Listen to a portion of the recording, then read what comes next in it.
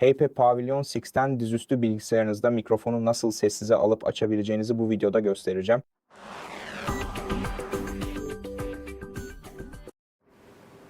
Mikrofonunuzu sessize almanın ilk yolu klavyenizdeki F8 tuşuna basmaktır.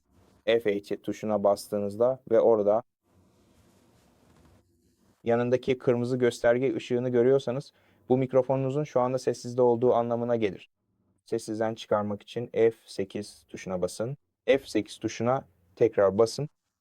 Mikrofonunuzu sessize almanın veya sessizden çıkarmanın alternatif yolu başlat menüsüne gidip ardından ayarlara, sonra da kenar çubuğundan sisteme ve ardından sesi seçmektir.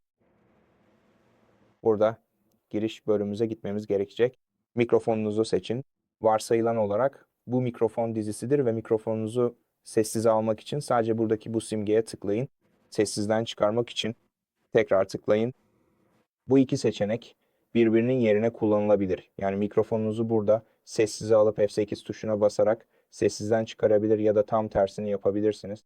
Şimdi alternatif olarak bilgisayarınızdaki uygulamalar için mikrofon kullanımına izin vermemek için burada izin verme seçeneğine tıklayabilirsiniz. Ve ardından mikrofonunuzu kullanmaya izin vermek için bu simgeye tekrar tıklayın. İşte bu kadar. İzlediğiniz için teşekkürler. Faydalıysa abone olmayı, beğenmeyi ve yorum yapmayı unutmayın. Sonraki videoda görüşürüz.